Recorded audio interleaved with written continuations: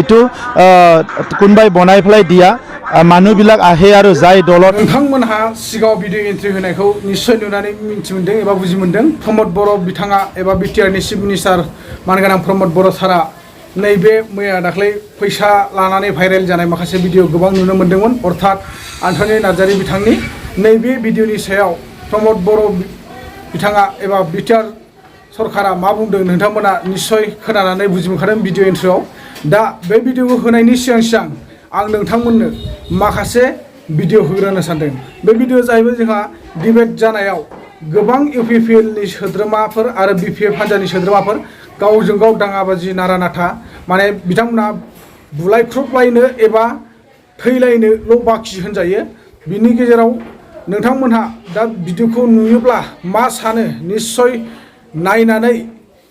जोबजासिम नायनानै बुजिनानै नोंथांमोना कमेन्ट सेक्सनाव कमेन्टजों फोरमायहरगोन सोर बबे हान्जाया गिबिसिन दावराव खालामग्रामोन आरो बबे हान्जाया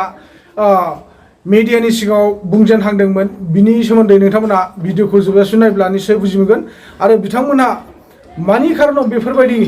गावजों गाव बै डिबेटखौ लानानै एथ'ग्राब दाङाबाजि जाबाय थायो बबेबा मोनसेखौ मिडियाया सोंनायाव बबेबा मोनसेखौ हान्जाया मिडिया सोंथि खालामनायाव बिथांखौ मोजाङैथ' बुंग्रोनो होनो हायोमोन ना फिन बिथांमोन बुंखांनायनि उनावनो बै गुबुन मोनसे पार्टियाबोथ' बुंनो हायोना मिडियानि गेजेरजों दिनै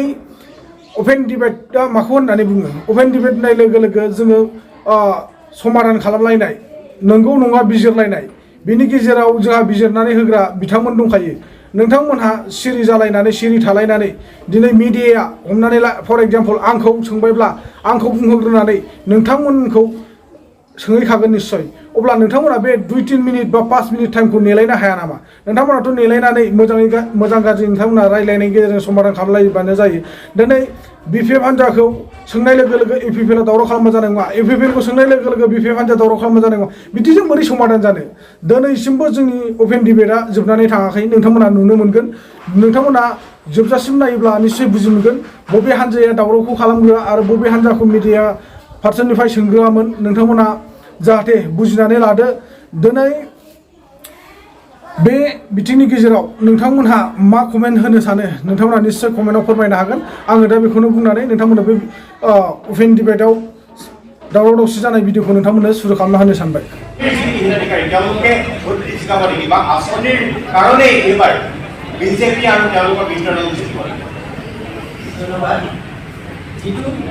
যিটো আঁচনিৰ কথা কৈছে প্ৰথমতে মই কম অৰুণোদয় আঁচনি চৰকাৰৰ আঁচনি এই আঁচনিটো আমাৰ BTC অসমত ক'ত কেনেকুৱা বিতৰণ কৰিছে ক'ব নাযাওঁ কিন্তু আমাৰ BTC অঞ্চলৰ অৰুণোদয় আঁচনি বিতৰণৰ নামত যিটো মানে তেনেকুৱা ধৰণৰ তেওঁলোকে কৰিছে হাৰাশাস্তি কৰিছে মহিলাবিলাকৰ মাজত বিভাজন আনিছে তেওঁলোকে সিদ্ধান্তে কয় যে BPF হ'লে অৰুণোদয় আঁচনি নাপায় আৰু তেওঁলোকে কি কৰিছে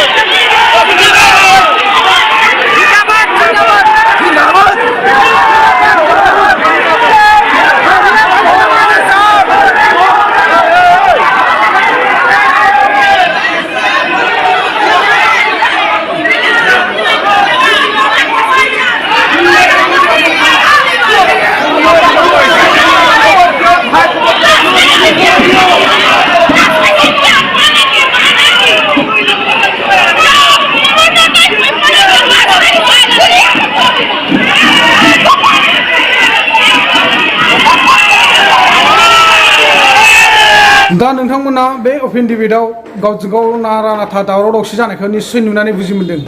दिनै जोङो सानो मानो बेफोरबायदि जालायबाय थायो नोंथांमोना मोजाङै अपेन डिबेटआव थांदों जेब्ला मोजां गाज्रि खोनासंजोबनायनि गेजेरजों मोजाङै समाधान खालामलायबानो जायो बिजिरलायबानो जायो थार सैथो बबेथिं सोर सरकारा माबायदि खामानि मावबोमारदोंमोन आरो दा सोलिफुबाय थानाय सरकारा माबायदि खामानि मावगासिनो दङ नोंथांमोना बेफोरखौ खोनासंलायनानै बुजिलायनानै नोंथांमोना सुद्रायलायनायनि गेजेरजों मोजाङै मोजां नोंथांमोना मा होनो बेखौ मिला मिसानि गेजेरजों नोंथांमोना सोलिलायनो हायो दिनै जानो हागौ नोंथांमोननि बेफोरबायदि आखल आखुआ गोबां संसारावनो गोसारगासिनो दङ UPPL आनो जा बा BPF आनो जा मोननै हान्जायाबो कन्ट्रल होननाय जेबो गैया नोंथांमोना जिथु कन्ट्रल थालायनायमोनबा दिनै बेफोरबायदि जानाय नङामोन दा जिथुनाखि बेयाव दावराव दावसि जालायदों नोंथांमोना मा मोनदों जाय साफा सानै लिडारफ्रा गरसे गरनै मोननानै दिनै बेफोरबायदि बिथिङाव गसङो खोथा बाथ्रा बुङो बै बिथांमोनाथ' मोनबाय दिसुन नाथाय बे साइडआव गोबां नारा नाथा जादों बा दावराव दावसि खालामदों बे बिथांमोना मा मोनगोन दिनै जोङो मिलायलायनानै गावजों गाव सोलिनानै थालायनो हाया नामा नोंथांमोना बे अपेन डिबेटखौ लानानै मानो एथ'ग्राब दावराव दावसि जालायबाय थायो जाय सरकारा मावदों सोर मावाखै बेखौ रायजोआ बिजिरगोन नोंथांमोना पार्टिनि जालायनानै पार्टि नोंथांमोना दावराव दावसि जाबाय थायोबा बिराद लासिंसिंनि बाथ्रा जायो मानोना बेयाव गोबां गुबुन हारियाबो दङ गुबुन हारिया जोंखौ मिनिनो थांगासिनो दङ आरो नुगासिनो दङ गावजों गाव बर'फ्रा दावराव दावसि जालायगासिनो दङ होननानै दिनै जोंखौ मिनिगासिनो आरोखि गुबुन हारिफ्रा दे नोंथांमोना बेखौ एसे बुजिनो नाजा मानोना जोङो एथ'ग्राब मानि साननो हानायबो गोहो गैया जोंहा थेवब्लाबो जों नुहुरो जोङो नोंसोरबायदि गोरों गोराफ्रानो बा नोंसोरबायदि बुजिनां सुबुंफ्रानो बेफोरबायदि जिथु मोनसे अपेन डिबेट जानो थांनायाव नोंथांमोना गावजों गाव दावराव दावसि जालायनानै अपेन डिबेटआनो धंस जाना होनाय बा भंग जाना होनाय अपेन डिबेटआनो मालाबाबो क्लियार हिसाबै जाफुंनानै थाङा नोंथांमोननि खारैनो बा नोंथांमोननि दारैनो बेफोरबायदिया केन्सेल जागासिनो दं दा लोगोफोर आङो बांद्राय गोलावखौ बुंनो साना नोंथांमोना सिगाङाव आङो भिडिअ इन्ट्र' जाहोदोंमोन प्रमद बर' बिथाङा फैसानि सायाव मा बाथ्रा बुंखो एबा फैसानि सायाव प्रमद बर' बिथाङा अर्थात BTR सरकारा मा डिक्लेयार होखो नोंथांमोना जोबजासिम नायोब्ला निस्सय बुजि मोनदों आरो खोनासंजोबोब्ला नोंथांमोना मिथि मोनगोन जाहाथे नोंथांमोना जोबजासिम नायलायनायनि गेजेरजों कमेन्ट सेक्सनाव फोरमायलायदो सोर मा सानदों आरो मा सानाखै आंथ' बेखौनो सियर डाइरेक्टलि बुङो जेन'बा बाथ्राया नंगौ नङा जोङो बिजिरनांगौ डाइरेक्टलि जोङो नंथारगौ एबा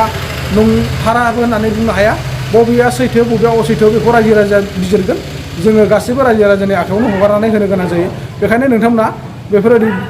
भिडिअखौ जाहाथे बांद्राय गाज्रि कमेन्ट होआलासिनो नायनायनि गेजेरजों नोंथांमोना गोरोन्थि आरो सैथोखौ बिजिरनायनि गेजेरजों येस बा येस न' बा न' नोंथांमोना बेफोरनि सायावल' कमेन्टखौ होनांगौ मानो होनबा जों गावजों गाव दावराव दावसि जालायनानै जेबो लाब गैया जोंहा जेबो मुलाम्फा गैया मुलाम्फाया जागोन सोरबाया नाथाय जोंहा जागोन लससो जागोन खहासो जागोन दिनै जोङो गावजों गाव नांलायगोन खमलायगोन बुलायगोन सुलायगोन बिनि ट्रिटमेन्टनि दामखौ मेडिकेल भर्ति जालायनो गोनां जायोबा सोर होगोन जोंनो रावबो होआ दिनै मोननो हागौ जोङो सम नेनांगोन गोबाव सम सप्तासे सप्तानै 10 दिन नाथाय नोंनि बेमारा हामनानै थांगलायगोन अब्लासो नोङो बै मोननांगौखौ मोनहैनो हानाय बा किसुमानाथ' मोननायबो नङा बेखायनो सरि लोगोफोर आङो बांद्राय खोथा बुंफ्लांदोंबा नोंथांमोना अननानै निमाहा हो गावनि बर' हारिनि हिसाबै आङो आसा खालामो जाहाथे जोंनि बर' हारिया बेफोरबायदि गुलाय गुजाय जालाया गावजों गाव एथ'ग्राब मानि सैमा अमाफोरबायदि सै खालामलाया जोङो अनलायनायनि गेजेरजों बिदा फंबाय हिसाबै गावनिनो आंगो बिमा बिफा बिदा फंबाय हिसाबै जोङो जयै मिलायलायनानै जोङो संसाराव गोजोन खौसे